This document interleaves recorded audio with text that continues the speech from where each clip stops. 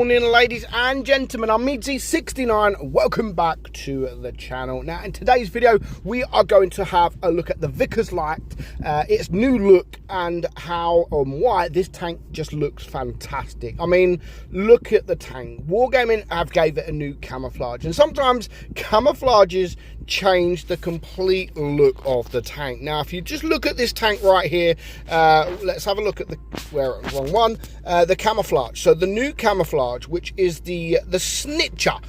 Look how great. I mean, just look how fantastic this tank looks. Now, if you run the old legendary camo, just look at the turret and look how different the tank looks. I mean, it looks completely different.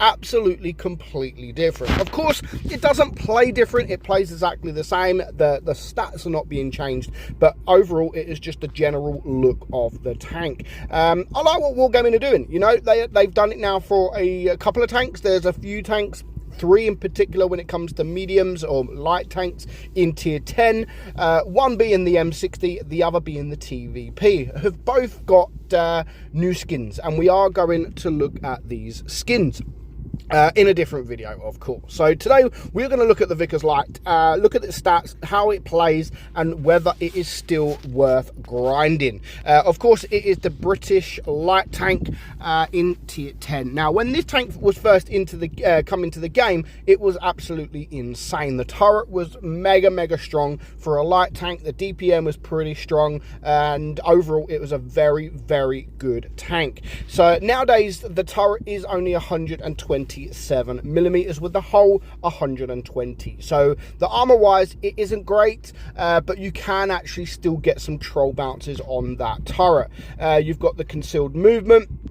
So basically, it does not decrease while moving ineffective when shooting. So yeah, you've got that new. You've got the that there, whatever it is, the concealment in movement there. Again, the armor we've had a look at. The DPM 3012 DPM. Now, this is with me running calibrated shells, so not bad for a light tank, to be fair. I know we've seen recently light tanks get bigger and better DPM, but original DPM for light tanks 3012 isn't so bad. That is a 6.7. I mean, you can get it up if you want a little bit more, around 3200 marks. Yeah, if you want the DPM, go for the DPM. If you want the penetration, you go for the penetration. Reload time is pretty much 7 seconds. Penetration 263 on your AP and 319 on your heat, and of course a very nice 116 on your HE. This is why I do run calibrated shells, because it does have nice HE and it just brings the heat pen to even more. You do need that heat pen, if I'm honest. You've got a 300 alpha, 350 alpha on your AP, 300 on your heat, and 440 on your HE. So of course, if you can get some HE shells out, you can penetrate a few tanks from behind and from the side, especially most medium tanks. So do try to go for that HE. Aiming time 2.9, very good, and the dispersion very good at 0.290. Also has a very nice 10 degrees of gun depression. So yeah, stat wise, overall it is a very good tank. Very fast at 65 kilometers per hour as well. Yeah, you've just got to play it like a light tank. Literally, you've got to play this tank like a light tank. You can play it like a medium, of course, but it has the speed. You get in there, you know, get to the start of the game and go to your position, you know, because you want to open up the enemy as soon as possible. You want to know where they are as soon as possible, so then your team can decide where they want to go. Or if they've decided to go one way, if you go, say, this way and you spot the whole team, it's easy for them to just redirect themselves and come this way, or they can make a push and you can just go back. And that's what I like about the tank. Again, most light tanks are the same. You go into position, you spot the team, and then you have the opportunity to relocate if you need to. Now, this game right here, I do get pretty lucky, to be fair, because not a lot of people wanted to look at me. I got away with it, but I know I got the team the red team all around. I mean, you've got the Concept 1B, you've got the 2 mediums there, you've got a couple of tank destroyers at the back, but I don't want to run away, because if these guys decide to start pushing, then look at the mini-map. I've got 4 guys behind me, 3 of which are tank destroyers. So I don't want to just run away. I want to hold as long as I don't get absolutely wrecked. This could go either way, you know. What I actually want is for my team to be spotted. I want them to make sure they're spotted so that enemy knows that they're there. So they could push me. I mean, that 50 TP in the Concept 1B could have pushed me. I would have done a little bit of damage, not a lot. And if they would have pushed me around sort of the left side here, then they probably would have got away with getting shot. So they decided not to push the Concept 1B, to be honest. Yeah, he's in a good position, but he does overextend, and he is very, very impatient, and he's going to pay the price for that.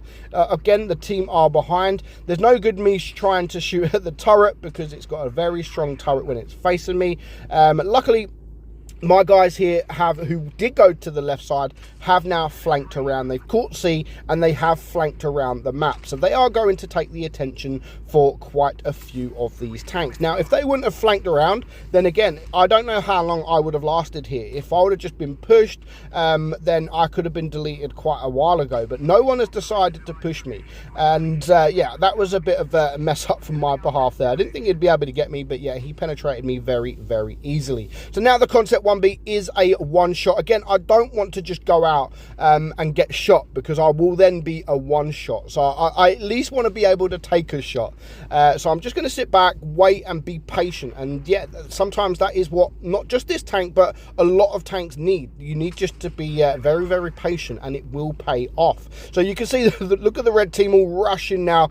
They have just literally all been spotted. They know that the green team are all here, and they've pretty much all just rushed around to try and get them guys. So yeah, it's taking the attention of me.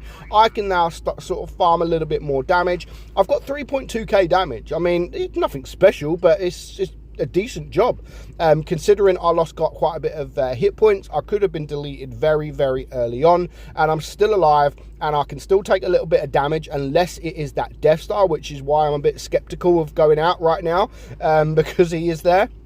So again, I could have just gone out and tried to get some damage, but no, I'm being patient, and I'm just going to wait, and hopefully I'll be able to get more damage, because I am going to be patient. So there's the TVP. Again, I don't really want to take a shot from him. If he tracks me, he can get another shot, and I could just be deleted. So 3.5k damage now. The Death Star is there, so he's not looking at me, so I am going to take the shot. He's now a one shot, and at this point, again, I can see he's not looking at me. I was going to go out and get the kill, but there's hey, Monopoly Go.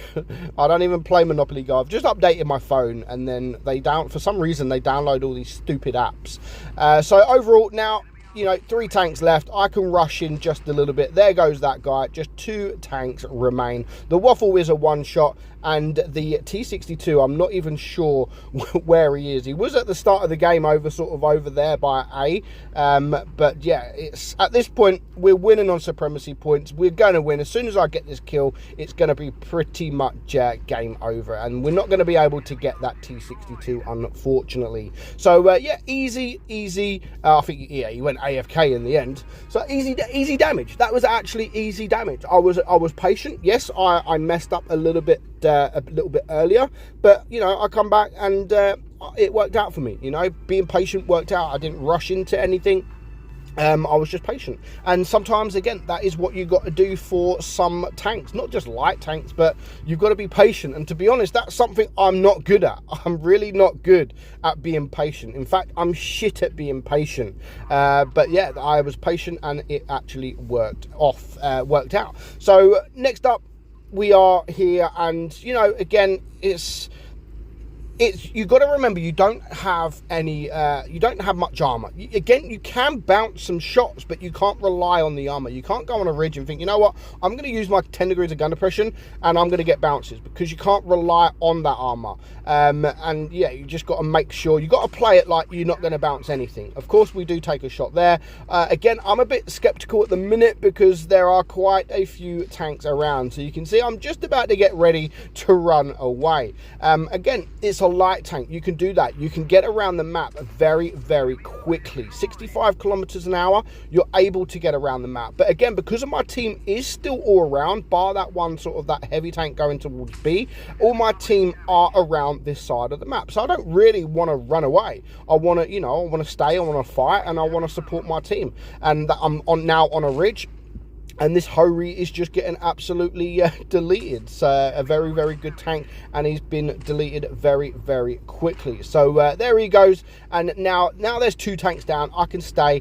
This guy on the right side, the KPZ, he's a very low hit point. So we are going to go in. We're going to get the kill, and then we can move on then to this M46 pattern, who's now pretty much on his own. If you look at the minimap, 3 tanks are by B, which leaves this guy all on his own. So again, just 2.5. Once we get this shot, we're around 2.5k, just over 2.5k damage, and we've got that very, very easily. And that is something you can do with light tanks. You know, if you can get into positions and you can absolutely farm, then yeah, you could pick up damage very, very quickly.